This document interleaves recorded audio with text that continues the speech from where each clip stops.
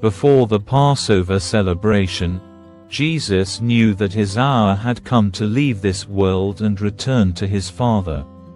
He had loved his disciples during his ministry on earth, and now he loved them to the very end.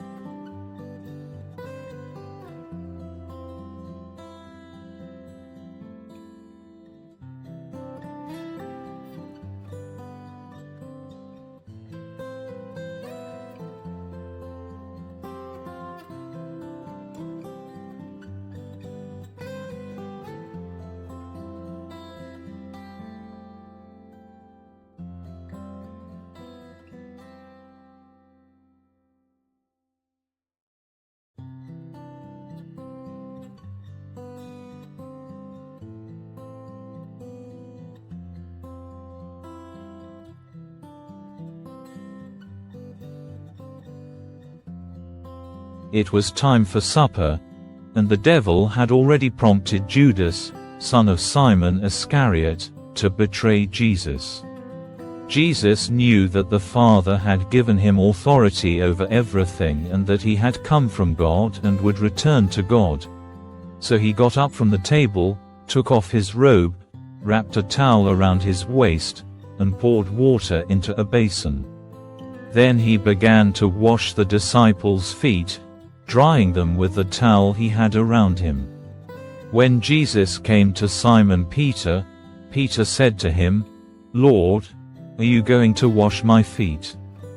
Jesus replied, "You don't understand now what I am doing, but someday you will." "No," Peter protested, "you will never ever wash my feet." Jesus replied, "Unless I wash you, you won't belong to me."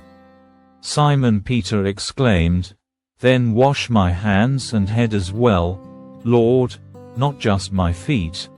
Jesus replied, "A person who has bathed all over does not need to wash, except for the feet, to be entirely clean. And you disciples are clean, but not all of you." For Jesus knew who would betray him. That is what he meant when he said, "Not all of you are clean." After washing their feet, he put on his robe again and sat down and asked, "Do you understand what I was doing? You call me teacher and Lord, and you are right, because that's what I am. And since I, your Lord and teacher, have washed your feet, you ought to wash each other's feet. I have given you an example to follow. Do as I have done to you. I tell you the truth, slaves are not greater than their master. Nor is the messenger more important than the one who sends the message. Now that you know these things, God will bless you for doing them. I am not saying these things to all of you. I know the ones I have chosen. But this fulfills the scripture that says, 'The one who eats my food has turned against me.' I tell you this beforehand, so that when it happens you will believe that I am the Messiah. I tell you the truth, anyone who welcomes my messenger is welcoming me, and anyone who welcomes me is welcoming the Father who sent me." Now Jesus was deeply troubled, and he exclaimed, "I tell you the truth, one of you will betray me." The disciples looked at each other, wondering whom he could mean. The disciple Jesus loved was sitting next to Jesus at the table. Simon Peter motioned to him to ask, "Who's he talking about?"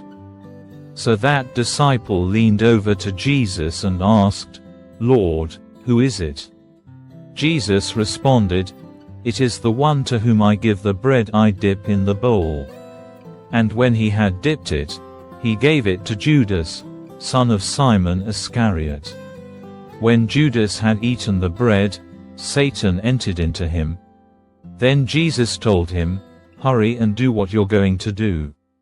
None of the others at the table knew what Jesus meant. Since Judas was their treasurer, some thought Jesus was telling him to go and pay for the food or to give some money to the poor. So Judas left at once, going out into the night.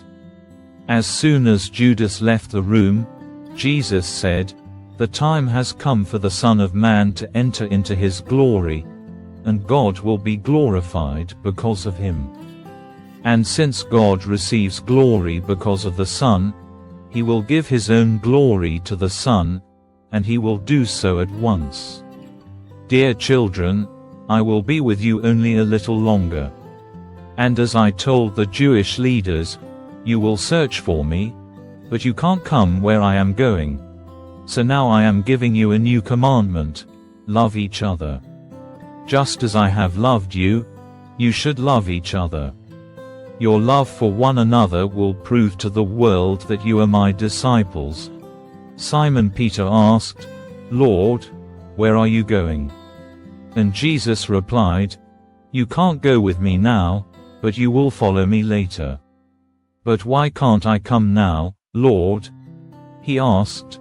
"I'm ready to die for you." Jesus answered, "Die for me. I tell you the truth, Peter.